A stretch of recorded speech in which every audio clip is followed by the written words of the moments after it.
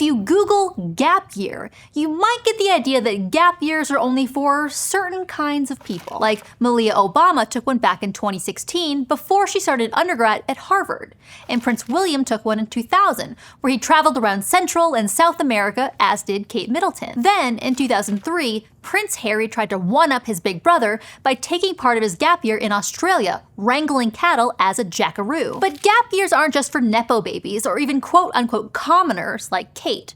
A gap year is for anyone who wants to gain new perspectives, open up broader opportunities, and get better prepared for college. It might even be for you. Hi, I'm Erica Brzezowski, and here are 6 things to know about taking a gap year.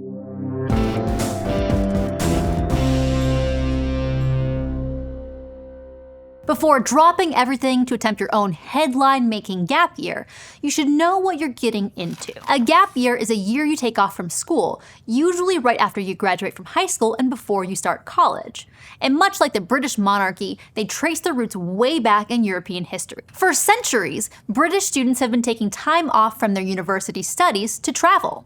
In fact, it became so standard for the upper class that a year-long grand tour of Europe was seen as a necessary part of your education.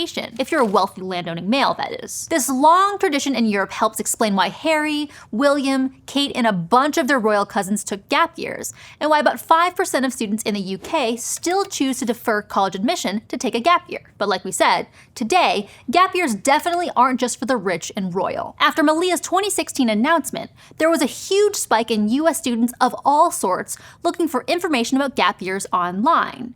And then 4 years later, during the COVID lockdown, more students than ever chose to delay college admission until they could safely attend college classes in person. According to the Gap Year Association, during the 2020-2021 school year, 130,000 students took a gap year in the US, up from about 50,000 before. Some students pull their gap year trigger after they've already been admitted to college, like how Malia had already gotten into Harvard when she decided to go spend a year exploring South America and interning at a film company. Not at the same time. But gap years, like education in general, aren't one size fits all.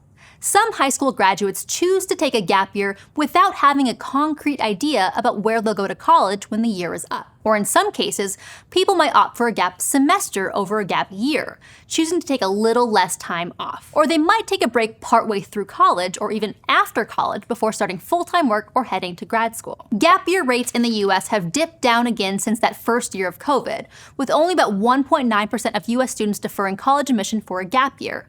But there's no reason that number shouldn't be higher. In fact, there are plenty of really good reasons to take a gap year that have nothing to do with traveling around Europe to be seen as a respectable member of your aristocratic British society. Like, lots of people just need a break after 13 years of doing school. And the end of high school can be especially stressful. You're taking AP chemistry, playing the lead in the spring musical, and working part-time at your local Applebee's, all while trying to make decisions about college. It can become a recipe for burnout, which is way less tasty than Applebee's signature honey barbecue boneless wings. So, taking a year off can be a good way to take care of your mental health before diving into the world of college academics. That way, you can regain the focus and motivation you need to really commit to 4 more years of even more intense chemistry labs. That year off can also give you time to think and reflect so you're more confident about what you want to study in college in the first place. Like maybe you've always seen yourself as a doctor in the making, but after taking time to pause and consider, you might realize that you don't actually want your college career to be filled with 4 years of chem labs, and you'd be happier studying the history of the British royal family. Or maybe you didn't get accepted to the schools you were hoping for. Taking a year off can give more experience and perspective, and more time to rewrite your college application essays, allowing you to reapply as a more mature, well-rounded, and competitive student. Or taking a gap year might just be the most practical option. If you're concerned about the high costs of college, it might give you the opportunity to work and save some money. I actually took a gap year after my first year to get in-state tuition through residency, which meant fewer student loans for me. And there could be other unforeseen circumstances like illness, family obligations, or a global pandemic, which may mean that a gap year is the right way to go. But before we get further into gap years, we want to remind you about all the study hall courses that can jumpstart or restart your college and career journey right here on YouTube. Here's how it works.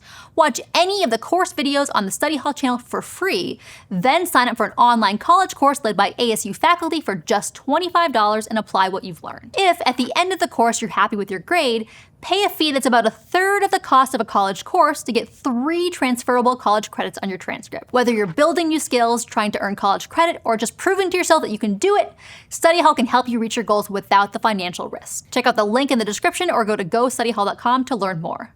Now let's get back to gap years. One way you can spend a gap year, of course, is doom scrolling on TikTok in the darkness of your childhood bedroom. But much as we all love to do that, it doesn't tend to teach you a whole lot about who you are or who you want to be. Luckily, there are plenty of more productive ways to fill your year. Obviously, you could follow the time-honored royal tradition and travel. But anyone who's ever arrived in a foreign country without the Welsh guards waiting for them will tell you not to go into that blind. Traveling independently can cost a huge range, from almost nothing to almost everything. So to make sure you and your backpack don't end up stranded and penniless on a beach in Cambodia, there are lots of apps, spreadsheets, workbooks, organizations, and other resources specifically for gap year students that can help you make the most of your time and your money. They'll help you build a budget, plan your travel, and make sure you have all the right documents to get in and out of Cambodia in the first place. There are also gap year programs that allow you to travel with other gappers. They'll also plan your travel and accommodations for you, and can set you up with things like language classes, volunteer opportunities, or jobs and internships.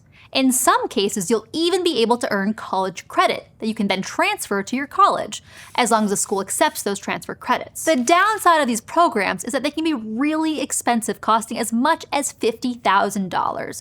So maybe those ones actually are just for Nepo babies. There are some programs with funding or scholarships available, but when you hear people talking about gap years being too expensive and inaccessible to folks without a trust fund, this is generally what they have in mind. Another option for gap year travel programming comes directly from colleges themselves.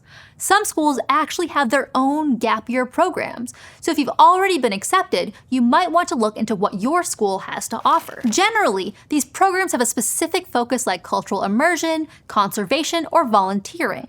And in some cases, the school even provides funding for the program so students aren't footing the bill themselves. But these days, travel is far from the only option for how to spend your gap year.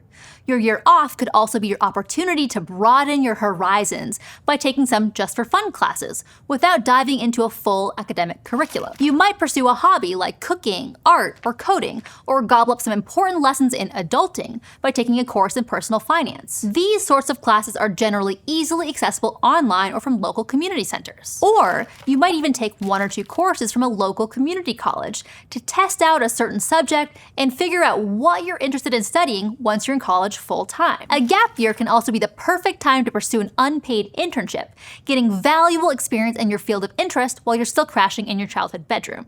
Or you could up your shifts at Applebee's and get saving. Working during your gap year can help you pad your bank account and give you an idea of just how far wages can stretch, not to mention all the free loaded waffle fries you can snag after your shift. So there are a lot of options gappers have at their fingertips. But don't worry, you don't have to choose just one.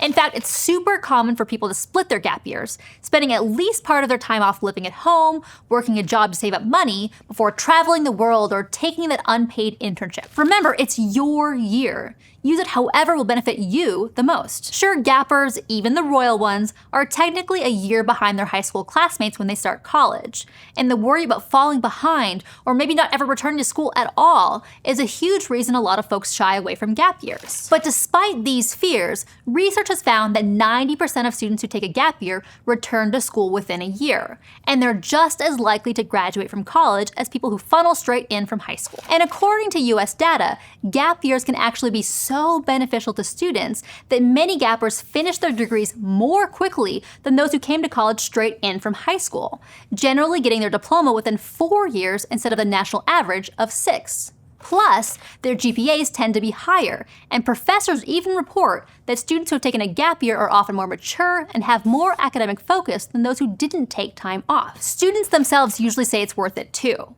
According to the Gap Year Association, most gap year students say their time off increased their academic motivation, helped them choose what to study in college, and gave them better communication skills, more confidence, and increased their political and social engagement. But if you're concerned, one way to make your triumphant return to academia easier is to plan it in advance.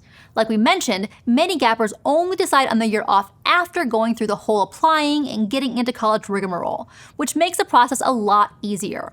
All you have to do is request to defer your enrollment. Your school may ask for additional information about why you want to defer and what you plan to do in the meantime, but in most cases, they'll be happy to let you take a gap year. You'll just have to pay the admissions deposit and they'll save your spot for the following year. You might even be able to keep your scholarships. The only thing to keep in mind is that your federal financial aid package may change for the following year, especially if you're working during the gap year. But if you do decide to take a gap year before scoring admission into college, it's not a big deal. In fact, including your gap year experience on your application can help set you apart from other applicants, particularly as more and more schools are recognizing the benefits of taking a gap year. Just make sure not to lose track of admissions deadlines while you're backpacking through the Swiss Alps. Ultimately, gap years tend to be most successful when students approach them with a lot of focus and a specific plan in place.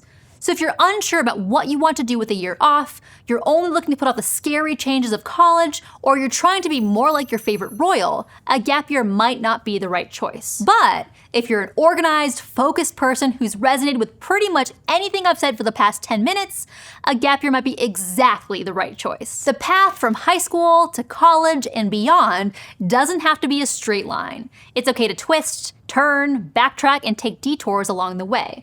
Whether those detours are to faraway places like Denmark, Vietnam, or Mexico, or just to your local community center pottery class. And you can rest assured that when you do land back in that lecture hall after your year of adventure, your experience will benefit you as both a student and as a human being, making your college journey that much more complete. If you're currently in or thinking about going to college, check out our channel, where you'll find more tips about navigating college applications and choosing a major.